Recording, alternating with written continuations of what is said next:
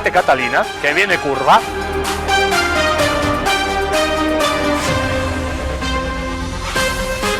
Chequen en el Google. Yeah. Chequen en el Google.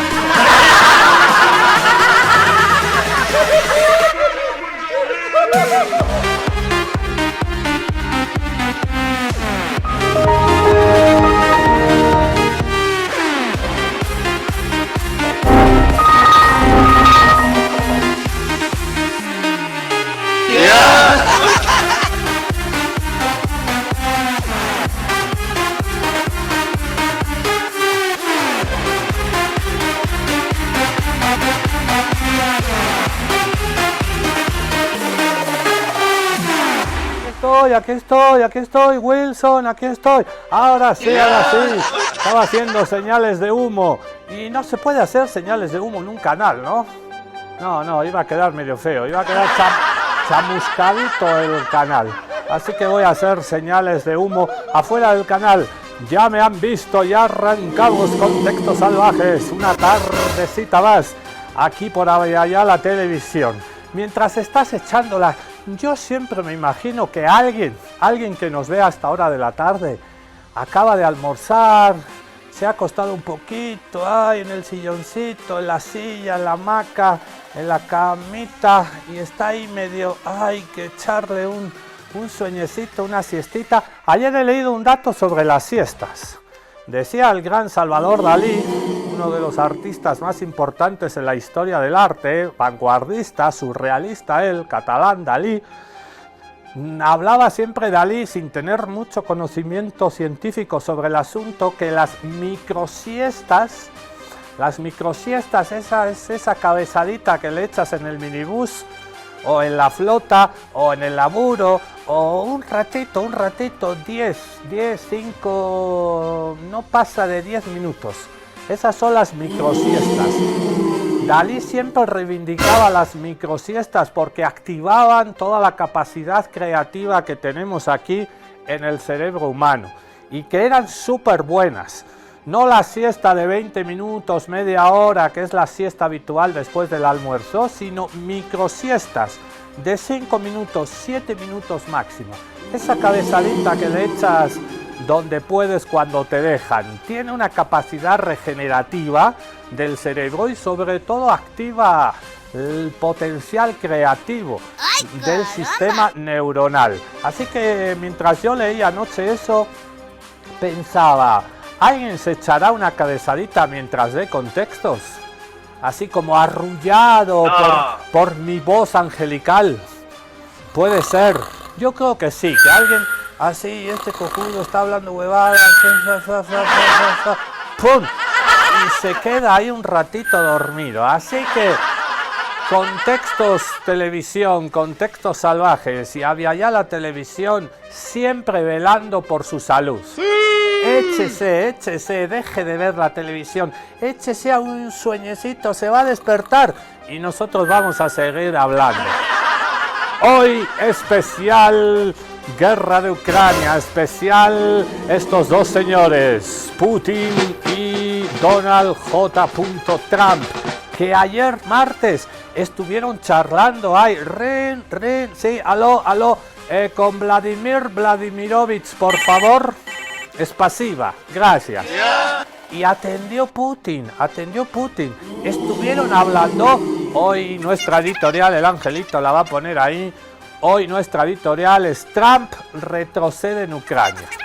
O lo podíamos decir de otra manera, o lo podíamos poner de otra manera, Trump da pasos para atrás, arroja la toalla. ¿Pueden creer? Ese término boxístico. Mantener la guardia en alto, arrojar la toalla.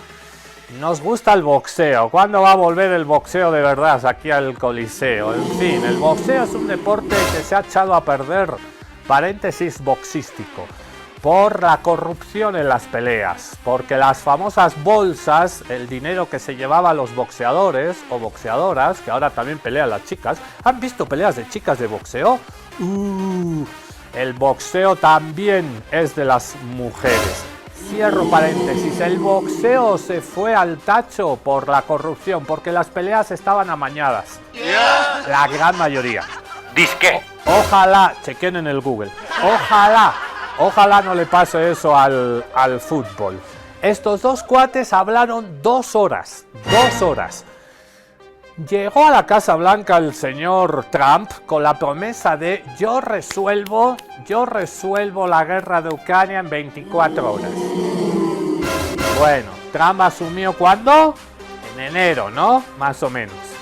Principios de enero fue, ¿no? Maduro asumió el 10 de enero, Trump asumió la siguiente semana, por ahí estoy hablando de memoria, pero fue enero. Chequen en el Google, pero fue enero.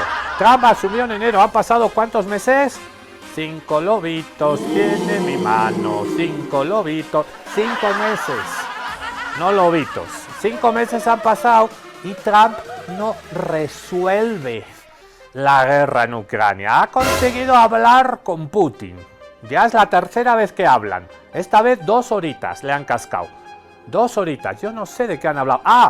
Se ha filtrado de que Putin le ha felicitado a Donald Trump porque ha sido abuelo otra vez. Porque ha tenido un nuevo nieto Donald Trump. ¿En serio de esas cosas han hablado? Han tenido tiempo para eso, pero para la guerra de Ucrania, iba a decir ni un cacahuete.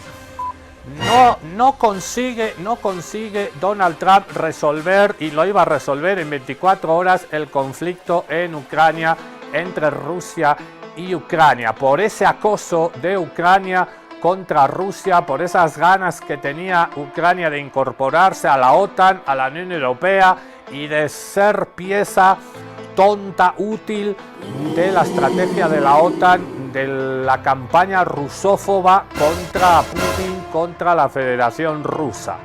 Luego llegó el golpe contra Yanukovych, la guerra de los colores, luego llegó el acoso a la minoría rusa en el Donbass, en Lugansk, en Donetsk, en Crimea. Luego llegó hace 3 años la invasión de territorio ucraniano por parte de la Federación Rusa para proteger a la minoría rusa en Ucrania y para impedir que Ucrania se incorporara a la OTAN. De todo eso vamos a hablar hoy. Para recordar, llevamos ya 3 años de guerra. Desde febrero, marzo del 2022, 3 años de guerra, aunque la guerra empezó mucho antes. Pero Donald Trump está retrocediendo y después de hablar estos dos cuates durante 2 horas, ¿saben qué dijo este cuate? Donald Trump dijo, me parece que tiro la toalla, que se las arreglen ustedes.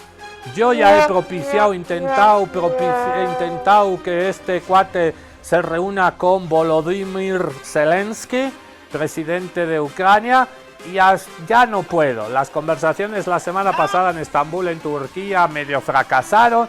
Ya no puedo hacer más. Me lavo las manos.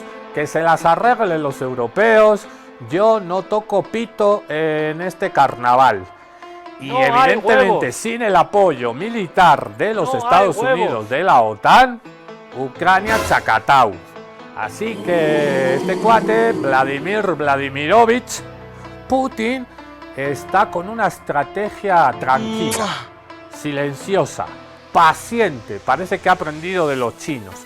Poquito a poquito y de manera muy paciente está esperando que el norte global deje de apoyar a Ucrania para ir de una vez por todas a la mesa de negociación y que Rusia se quede con el 20% del territorio de Ucrania. ¿Dónde está la minoría rusa que ha pedido ser incorporada a la Federación Rusa, a las repúblicas autónomas de Lugansk y de Donetsk, lo que conforma el Donbass, más la península de Crimea?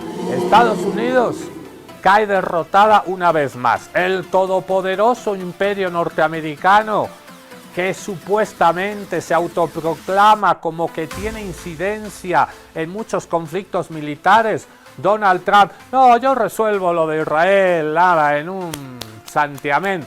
No, resuelvo esto también, resuelvo esto también. Me voy a retirar de todo el mundo. Estados Unidos es todopoderoso y sigue haciendo lo que le da la gana. Bueno, todo eso solo está acá, en la cabecita de Donald Trump.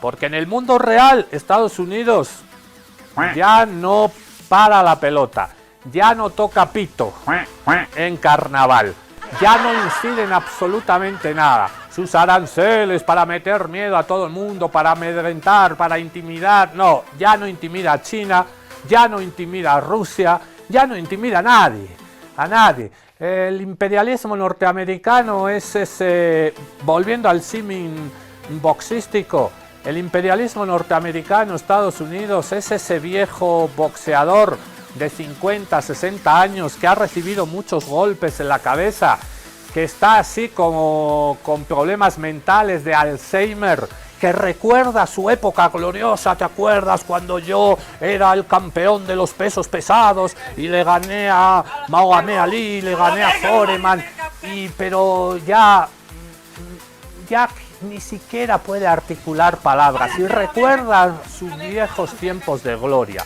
Y cree que puede amedrentar, cree que puede subir al cuadrilátero otra vez, cree que todavía es el campeón de los pesos pesados mundiales.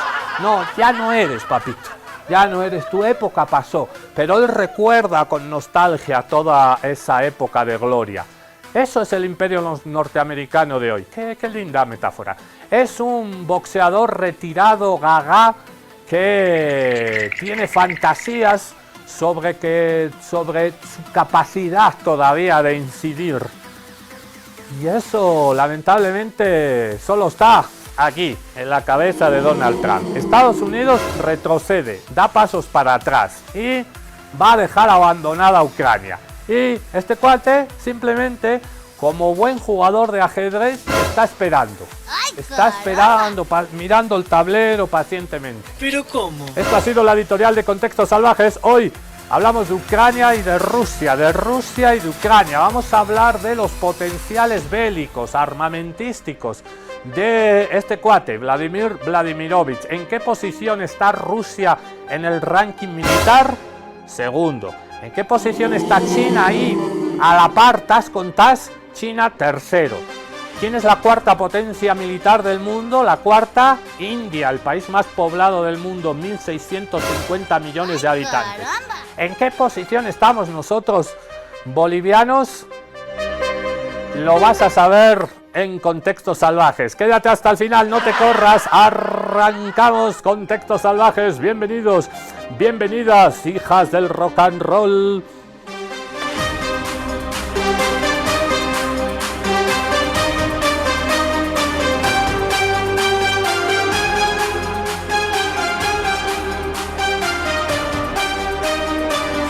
¿De qué hablaron estos dos cuatecitos ayer, día martes, durante 2 horas? ¿Cuáles fueron las claves de esta conversación, de esta charla? Te lo contamos en este video de RT Avanti Popolo. El presidente de Estados Unidos, Donald Trump, mantuvo este lunes una llamada con su homólogo ruso, Vladimir Putin, para discutir la situación en Ucrania y el fin de la guerra. Tras el intercambio, el mandatario estadounidense dijo que el diálogo ha ido muy bien, enfatizando que el tono y el espíritu de la conversación fueron excelentes. Informó que Rusia y Ucrania comenzarán de inmediato negociaciones para un alto al fuego y el fin de la guerra. Acabamos de pasar 2 horas y media hablando con Vladimir Putin y creo que se han logrado algunos avances. Putin recalcó que su conversación fue muy útil, muy franca y muy constructiva. Señaló que los esfuerzos para poner fin a la guerra en Ucrania van por buen camino. El presidente de Estados Unidos ha expresado su postura sobre el alto el fuego y yo, por mi parte, señalé que Rusia también está a favor de una solución pacífica a la crisis ucraniana. Simplemente debemos determinar las vías más eficaces para avanzar hacia la paz. El jefe de Estado ruso agradeció a Trump su apoyo a la reanudación de las conversaciones directas entre Moscú y Kiev después de que ambas partes se reunieran en Turquía la semana pasada. Declaró que Moscú trabajaría con Ucrania en un memorando sobre un futuro acuerdo de paz. Putin subrayó que la clave radica en que las partes rusa y ucraniana muestren el mayor de los deseos de lograr la paz y hayan los compromisos que satisfagan a ambos bandos. Nos hemos puesto de acuerdo con el presidente Trump en que Rusia está dispuesta a colaborar con la parte ucraniana sobre un posible futuro tratado de paz, que define una serie de cuestiones como los principios de arreglo, los términos de un posible tratado de paz, etc. Este incluirá un posible alto el fuego por un plazo de tiempo concreto, en caso de que se alcancen los correspondientes acuerdos.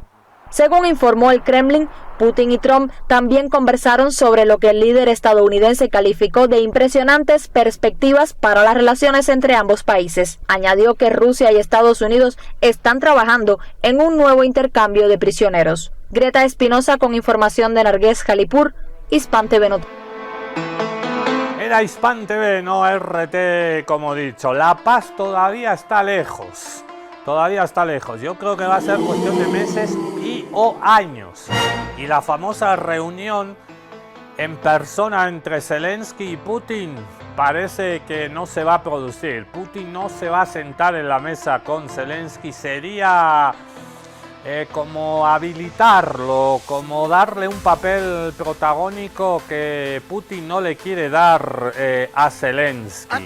Por eso, entre comillas, ¿se reunirán Putin y Zelensky? Me parece que todavía no, porque Ucrania no admite todavía que Crimea, la península de Crimea y el Donbass pasen a soberanía rusa. Ucrania todavía y Zelensky todavía sueña con mantener la integridad territorial de Ucrania y eso está complicado, pero sobre todo, más allá de cuestiones territoriales, sobre todo lo que está en la mesa es que este señor Volodymyr Zelensky, presidente de Ucrania, todavía sueña con incorporarse a la OTAN. Y lo de la OTAN es una línea roja, no se va a incorporar Ucrania a la OTAN. Sería poner cohetes, misiles de la OTAN, tropas de la OTAN en la frontera con Rusia. Y eso ya ha pasado en Polonia, ya ha pasado en los países bálticos y la OTAN está rodeando a Rusia. Y la OTAN se debería disolver para empezar.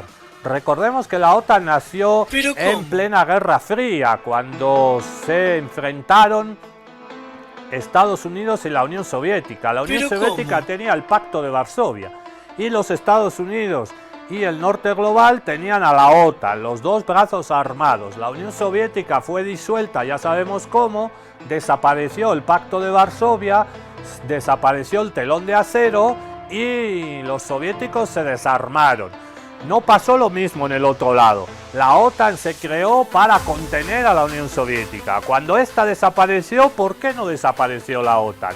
Y la OTAN no solo ha desaparecido, sino que sigue acosando a la Federación Rusa y está utilizando a este señor como tonto útil de esta guerra entre estas dos potencias. Una decadente Estados Unidos y otra Rusia, aliada con China, potencias emergentes que luchan por un mundo más igualitario, más diverso, más multipolar, agrupados estos países en los BRICS. Vamos a escuchar a mi amigo Mirko Casale, ahora sí de RT, del programa Ahí Les Va. Nos va a hacer un resumen de las charlas de momento fracasadas, infructuosas, que ha habido estos últimos años entre Rusia y Ucrania. Ahí les va Mirko Casale en Contextos Salvajes, RT, ahora sí. Primera vez en 3 años se están produciendo negociaciones directas de alto nivel entre Rusia y Ucrania. Noticia que genera tantas expectativas como nerviosismo, por lo que en lugar de tratar de contarles los avances y retrocesos que cambian cada día, por no decir cada hora, hemos decidido ofrecerles todo el contexto y la memoria necesarias para seguirlas sin perder la calma ni la cordura. Ahí les va.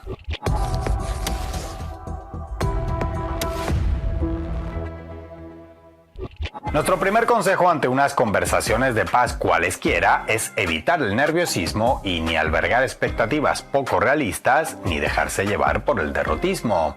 Este tipo de eventos suelen ser largos, complejos y en muy escasas ocasiones dejan a todo el mundo contento. Ni siquiera todos los integrantes del bando más beneficiado suelen quedar completamente contentos.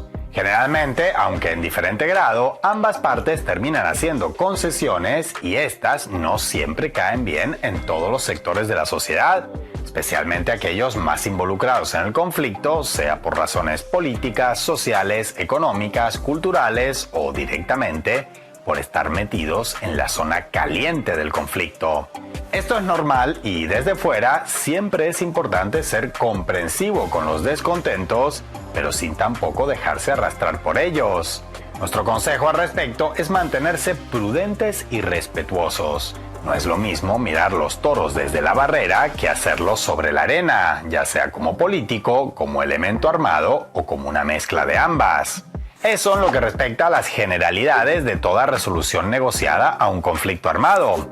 Ahora prestemos atención a algunas peculiaridades del caso que nos ocupa en estos días, o semanas, o meses, o años. Eso está por verse. Para empezar, no es la primera vez que rusos y ucranianos se ven las caras en una mesa de negociaciones. Hubo algunos careos incluso en fechas tan tempranas como el mismo febrero de 2022 en Bielorrusia. Uno de los miembros del equipo negociador de Ucrania para aquel encuentro fue ejecutado sumariamente de un tiro en la cabeza pocos días después en Kiev por los propios servicios de seguridad ucranianos, que lo acusaron, equivocadamente además, como se supo después, de doble agente.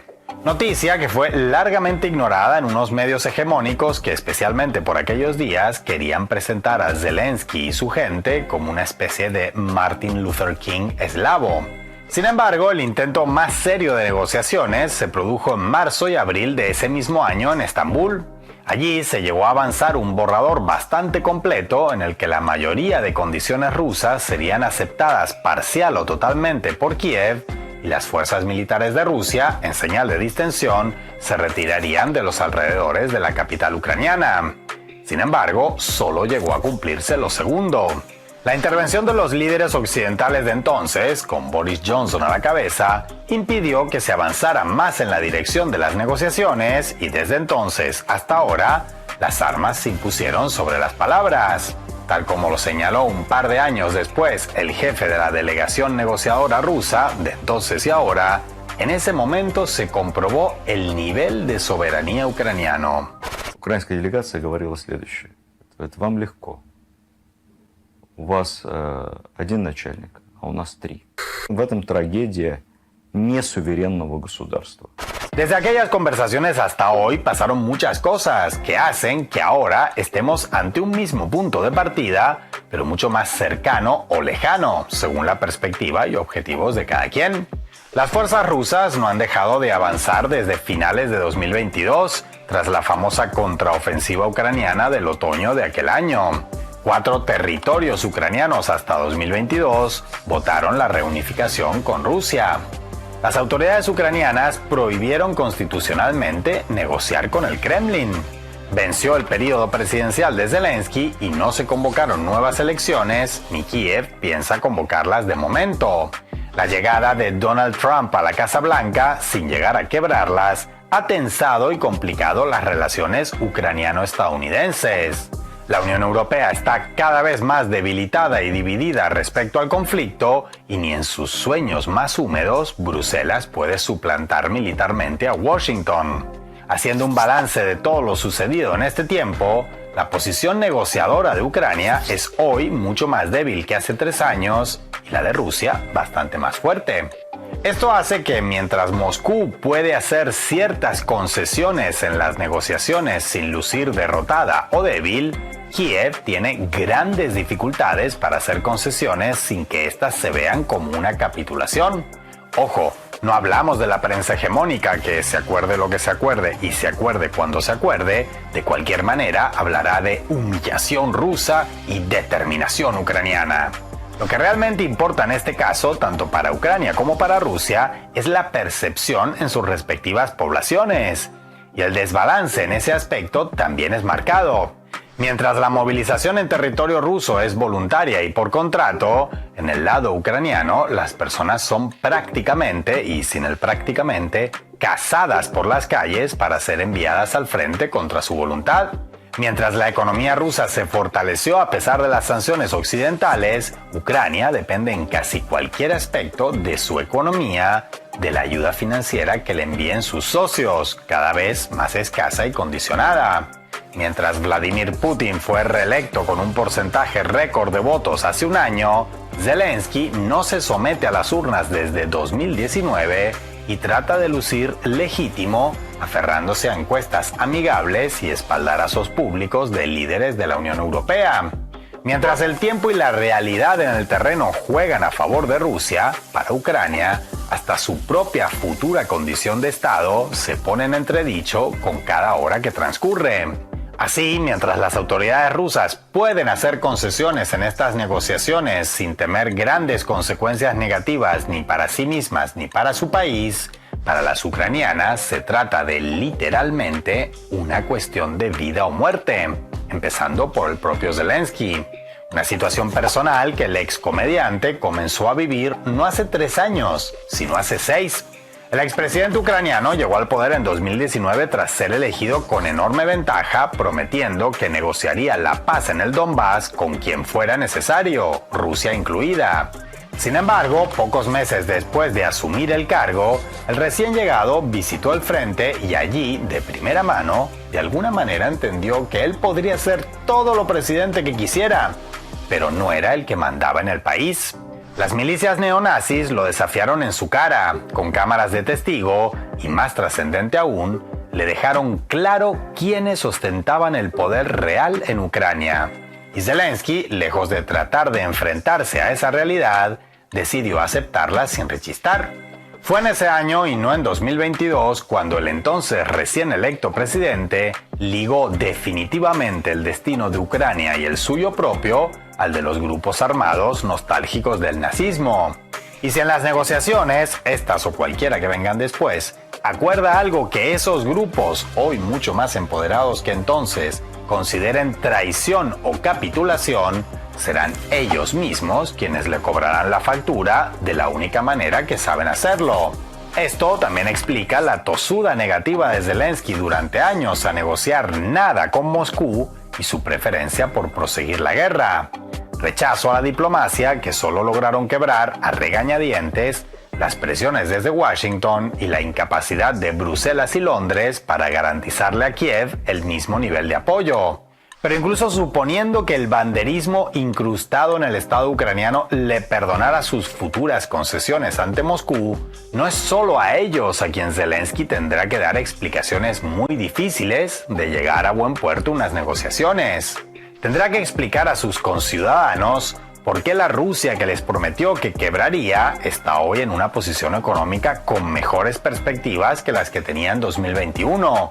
Mientras que lo que quede de Ucrania para cuando todo esto termine no será más que un estado hipotecado por décadas a potencias extranjeras, cuya máxima aspiración geopolítica, si acaso, podrá ser la de tal vez llegar alguna vez a acompañar a Bulgaria o Rumania como nueva cenicienta de la Unión Europea. Tendrá que explicar a decenas de miles de ucranianas dónde están sus esposos, padres, hermanos o hijos, secuestrados por las autoridades y enviados a un frente del que nunca regresaron, o regresaron sin brazos, sin piernas o sin sus facultades mentales intactas.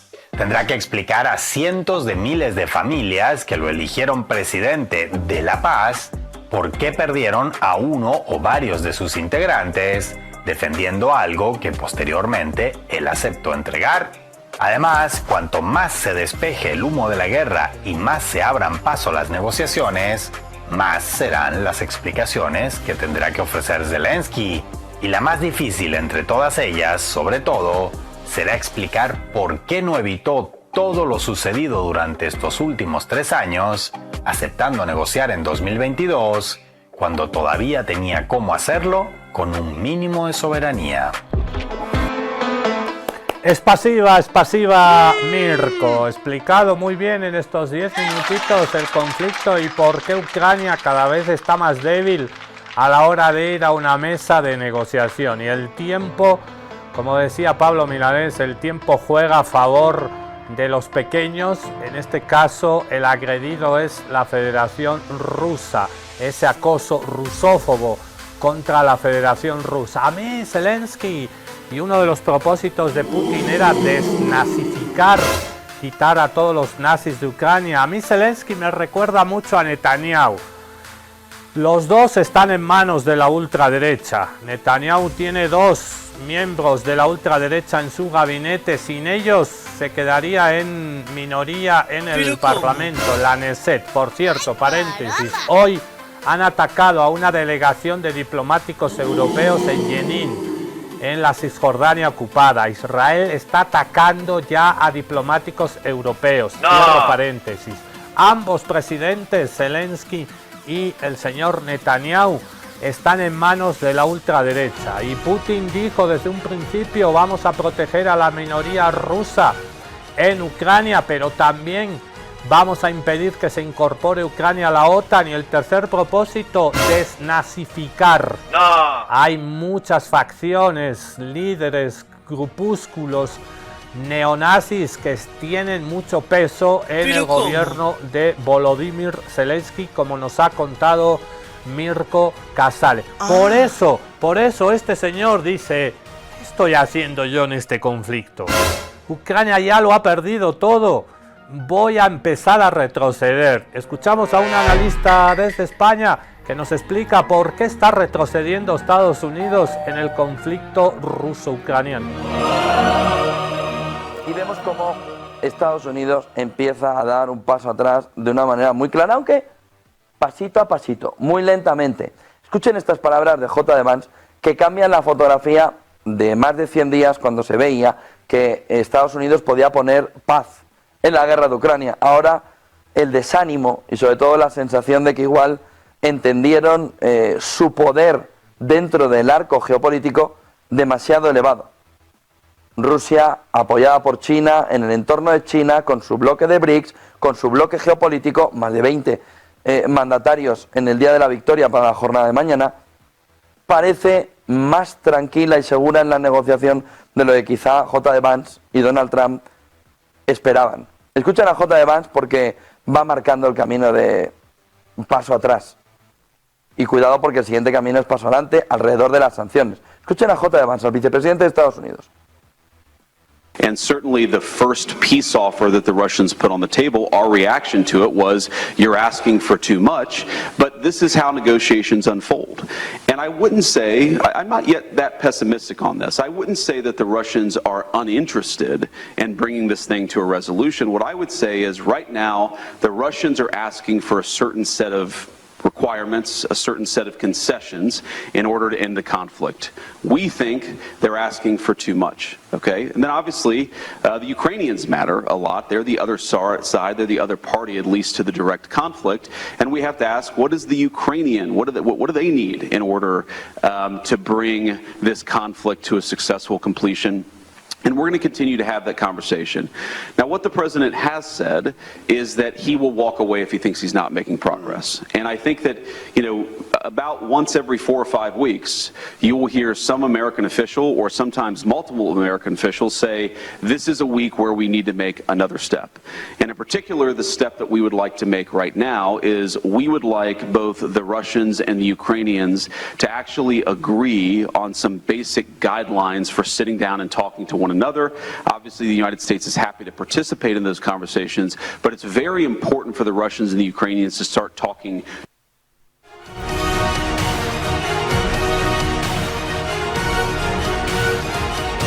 Ahí veíamos al vicepresidente J.D.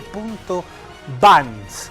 Ayer en la Casa Blanca se presentó esta vaina. Esta vaina, a ver si la podemos poner a full pantalla, que les explique qué vemos en esa fotografía. Es la presentación del Golden Dome.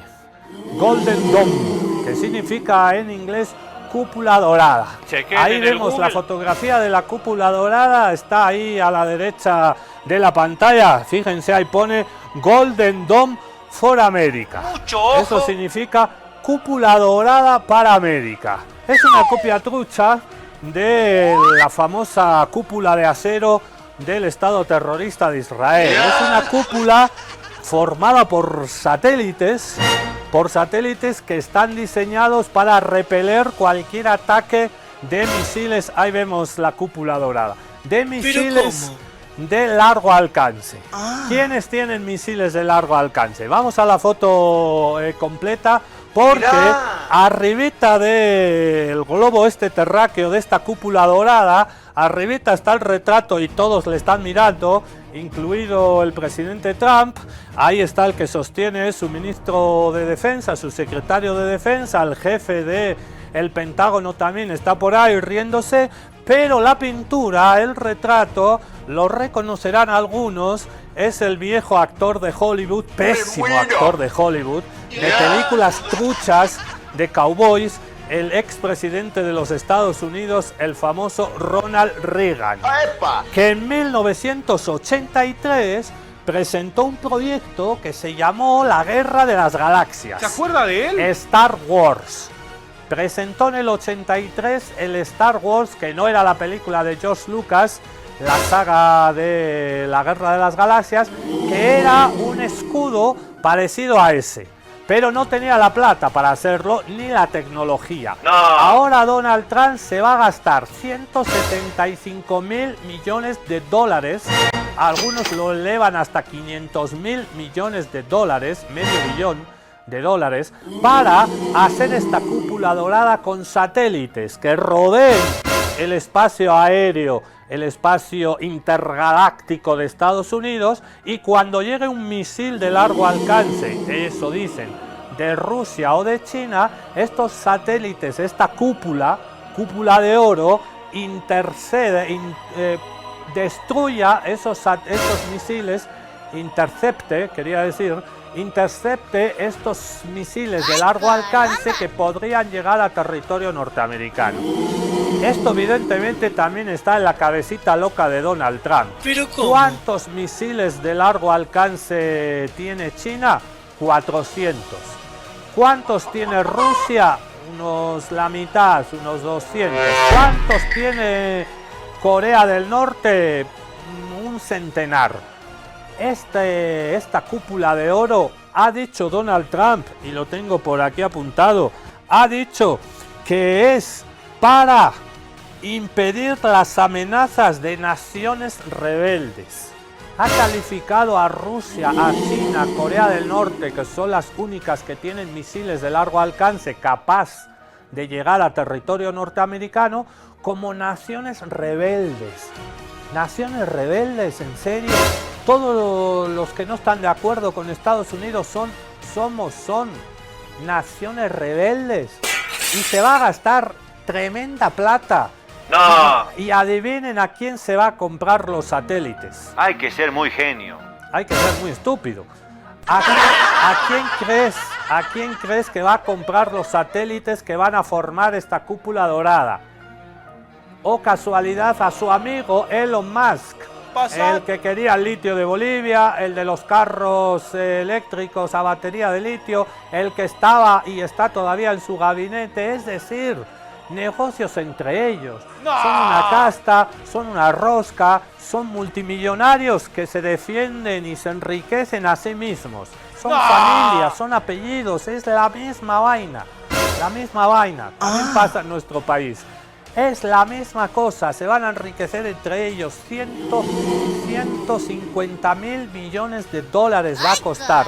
¿De dónde va a sacar el cálculo más optimista? ¿De dónde va a recortar para esta carrera armamentística absurda el señor Donald Trump? Ante el potencial bélico de naciones rebeldes. ¿De dónde va a recortar de salud, de educación, del famoso seguro de salud Medicare, de los latinos, de explotar? ¿Para qué? Para elevar una carrera armamentística que no tiene ningún sentido. Y la Unión Europea, seguidito, ay, como colonia, ay, sí, papito, sí, nosotros también nos vamos a rearmar. Hay que rearmarse. ¿Quiénes ganan?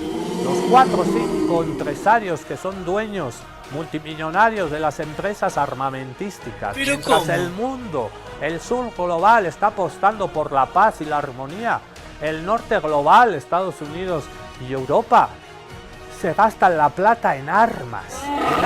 ¿Para hacer la guerra a quién? Eso es lo que pregunto yo. ¿Para hacer la guerra a quién? ¿Para seguir invadiendo? ¿Para seguir haciendo genocidios?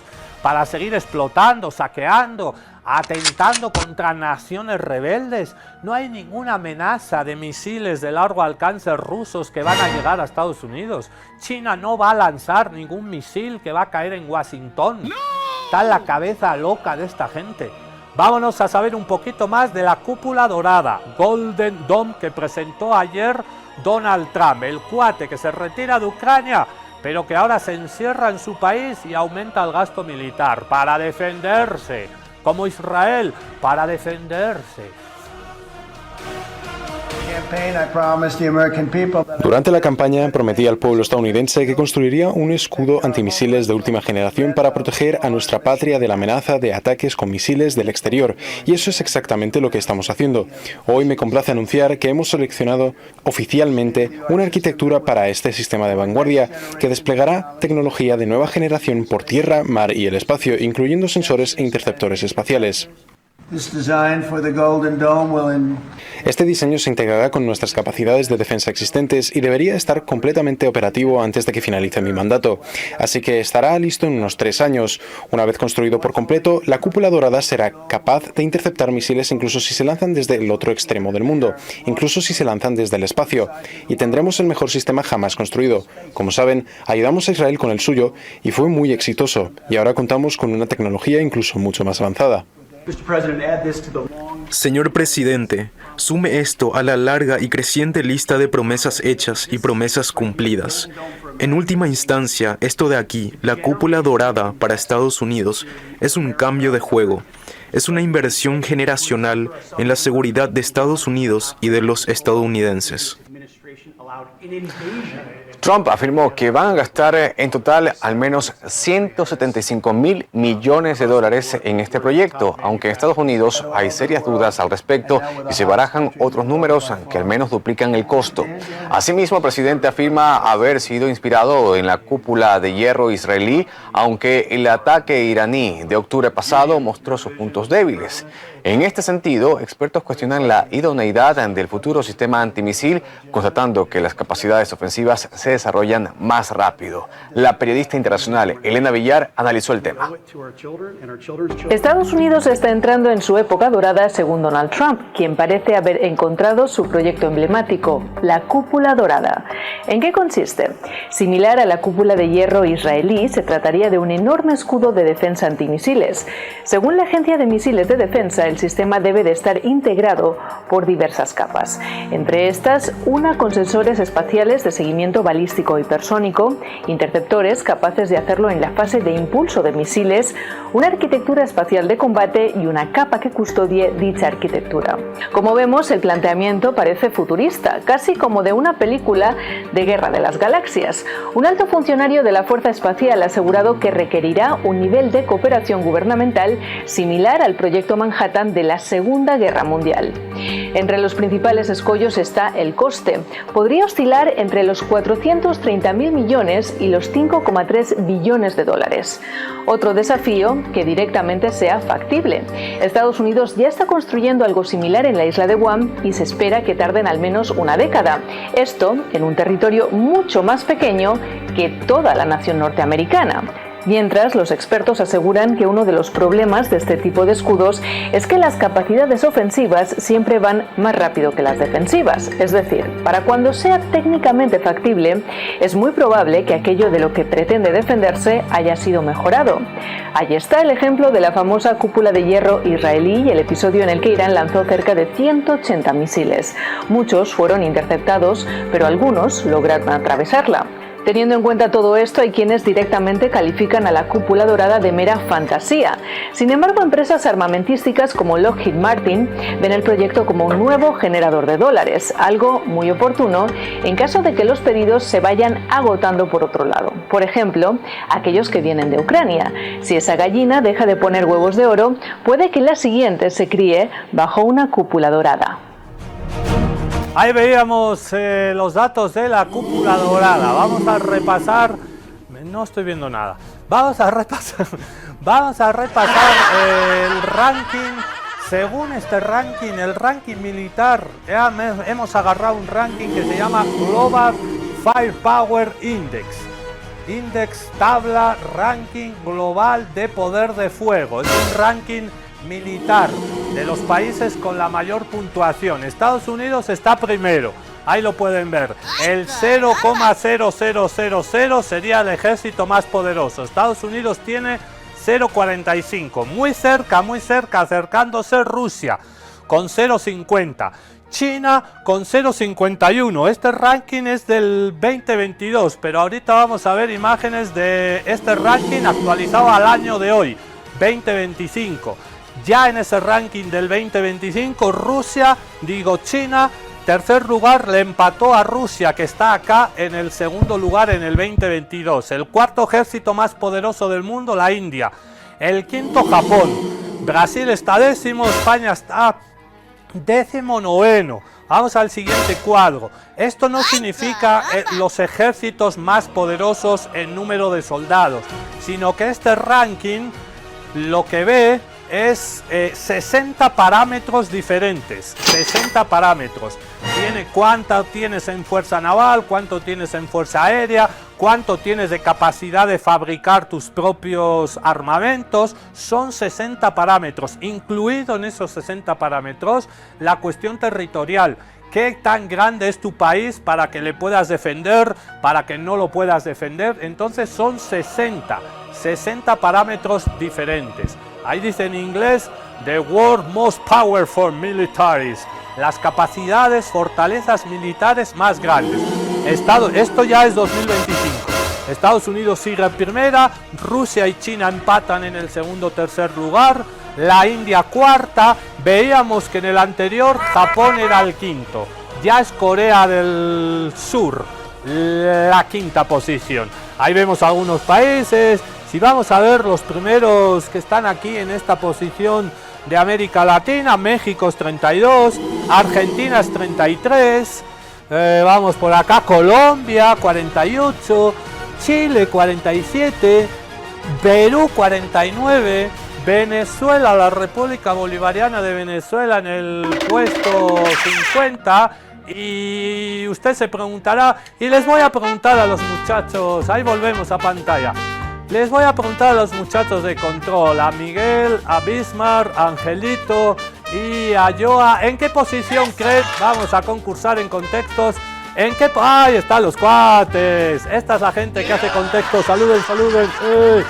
Muchachos, y le doy la palabra primero a Miguel.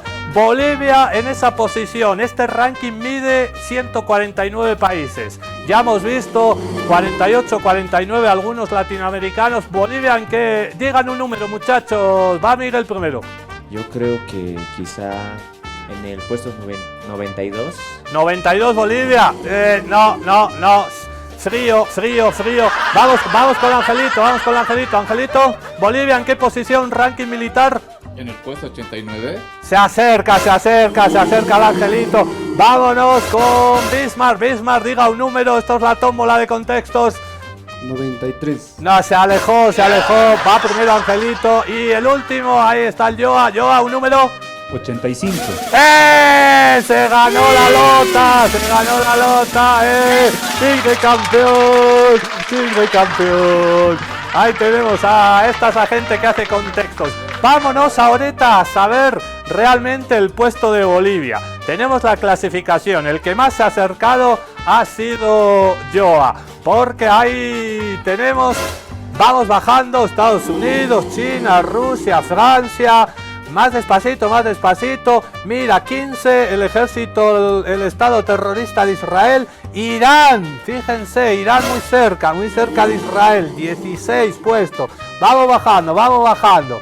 Este es el ranking de los estados con mayores capacidades militares. Son 60 parámetros. 27, 40 y tantos, 17. Vamos bajando. 41, 42, 43, 44 Suiza. Ahí empecé a ver algunos. 46 Colombia, ya lo hemos visto. 49 Venezuela. Nos vamos acercando. Bajemos. ¿Dónde estará Bolivia? ¿Dónde está la Bolivia? ¿Dónde está la Bolivia? Creo que no está Bolivia. 76, 77, 78. Ahí estamos, ahí estamos, ahí estamos. Puesto 80. Puesto 80. Se acercó Yoamir que dijo 85. Bolivia en el puesto 85. Bajemos, bajemos a ver quién está detrás nuestro. Bahrein 81. Oman 82. Ya no veo. Paraguay está por debajo nuestro. Ahí siguen los países. 80. En el puesto 80 está el Estado Plurinacional de Bolivia. Ese es el ranking. Cada vez más cerca el gasto militar de rusos y chinos que se acercan a los Estados Unidos. Por eso Estados Unidos está con esa paranoia y ha construido esa cúpula dorada. Esto ha sido un capítulo especial de Contextos Salvajes. Nos vamos, como siempre, desde hace 2 semanas, con este velachao de un minutito. Un velachao feminista. Nosotros volvemos mañana. Tinkunakamakachun.